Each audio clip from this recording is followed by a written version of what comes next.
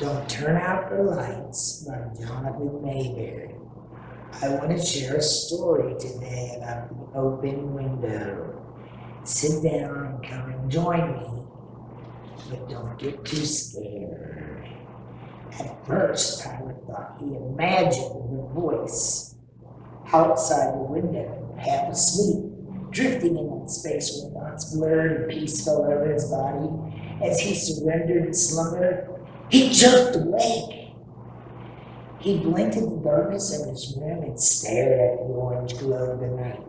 Like he told his friends was only there in case he had to get up to use the bathroom in the middle of the night. The voice came again. "Tyler," it said, "wake up." Tyler, come out of there. The shiver went through him. He tried to tell himself he was dreaming, but he could feel the softness of its sheets, and they felt so real. He had his back to the window, and the voice seemed to slither through the screen and over still to reach him. "Tyler," it said more urgently, "please, someone gotta get out of there. Come out, come out." He glanced at his hands. His friend Sarah had told him that if you were in a dream, you could never see your hands, which sounded weird, but also true. Tyler could see his hands just fine, which meant the icy fear that trickled along his spine didn't come from a nightmare. It was real. Fully awake now, his breath caught in his throat. He started at the orange light for a second or two more and then slid out of his bed, knelt to keep out of sight, and turned out the window. The brightness of the moon had turned the night a deep blue. He could see the trees, the ash and the maple in the backyard, and the pines at the edge of the property.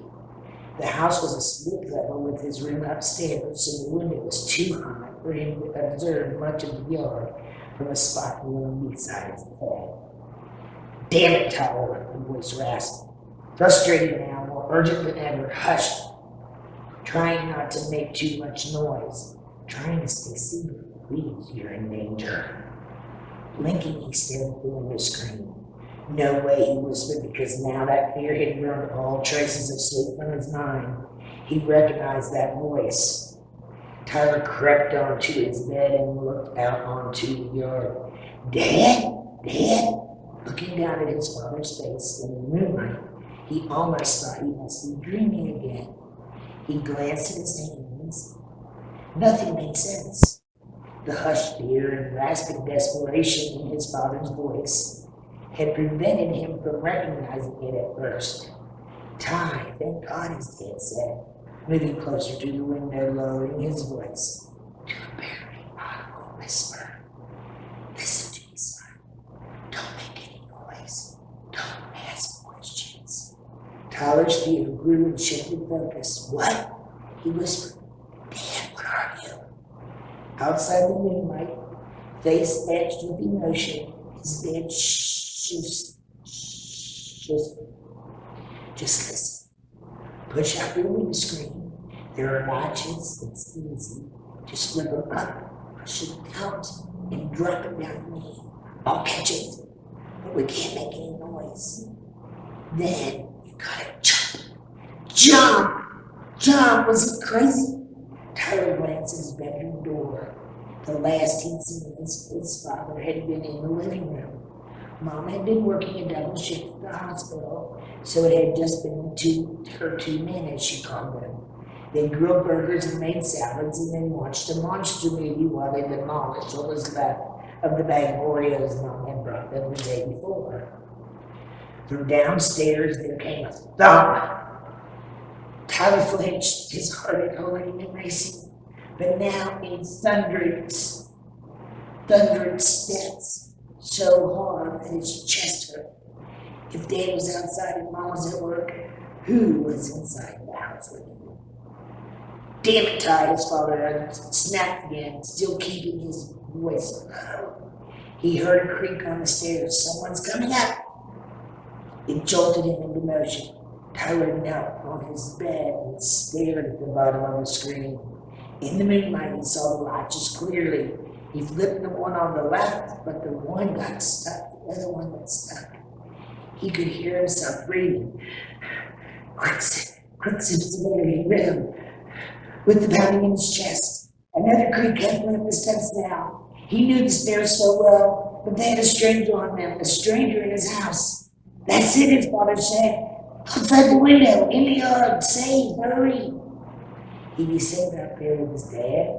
Tyler forced the other latch. It snapped free, scratched his finger, drawing a little blood, but what was a little blood right now? He popped the screen open, shoved it out. It washed sail inward, toward the yard.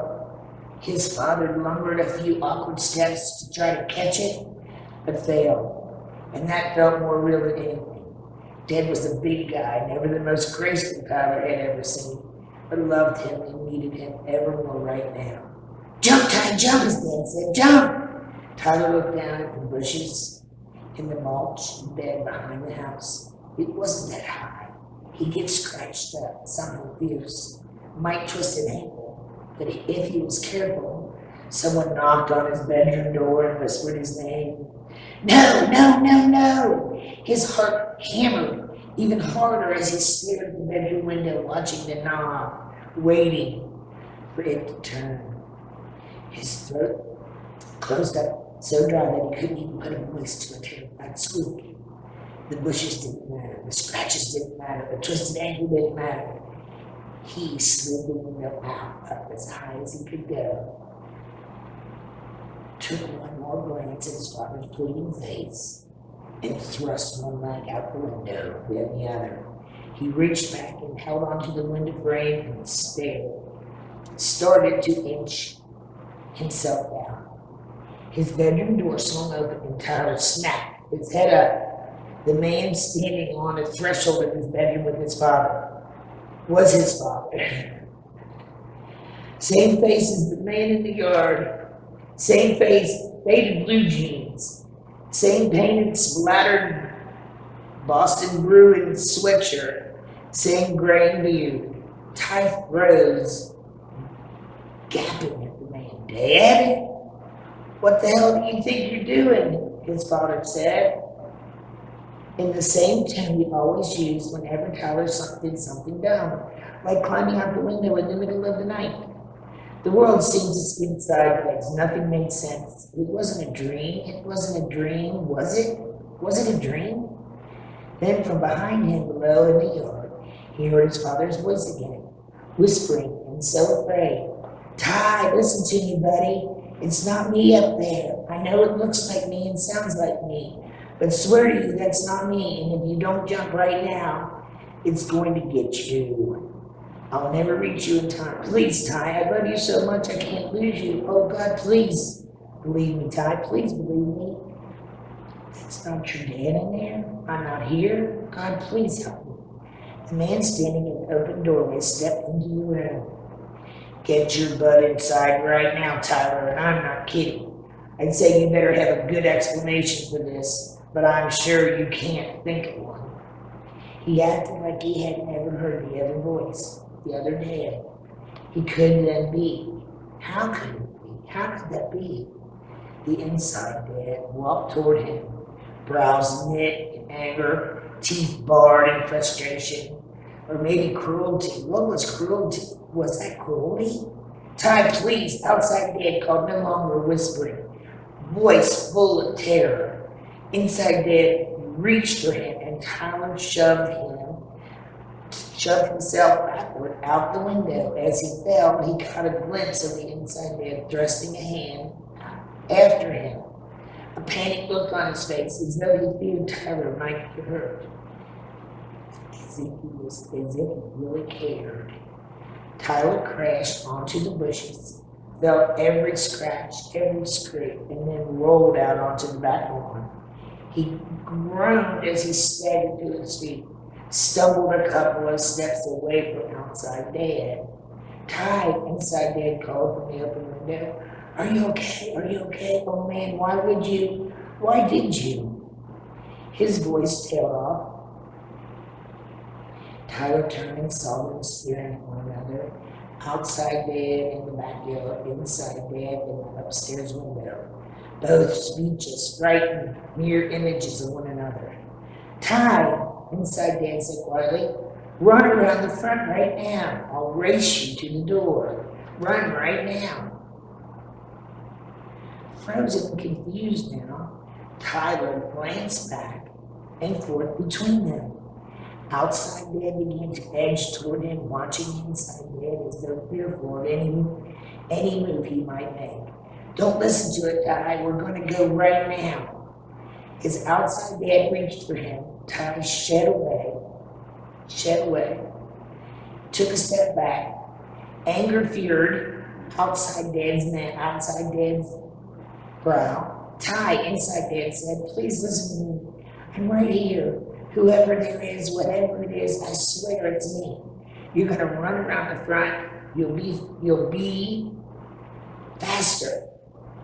You're so much faster than I am. Please run. Mom and I, you're going to have all we have. You're all we have. From the shadows behind the ash tree, there came another voice. He's all you had, the voice said, as the third Dad stepped out from behind the tree. From the center of the house, a fourth peered seen around the edge of the tall bushes there. He's Tyler now, he said, you have to get another. Outside Dad began to laugh, and that familiar Dad was that had always lightened Tyler's heart. Now the sound made him scream. He backed away, stumbled, and nearly fell. And then, at last, he ran. From the upstairs window, his father cried out his name, promised to meet him at the front door. But even as Tyler put on speed, he saw another step out of the pine trees at the back of the yard, and another emerged from the shadows as far as the corner of the house. He ran, he tried, really he did, but there was just too many of them. Was that a dream, or was that a real thing when you turn out the lights at night?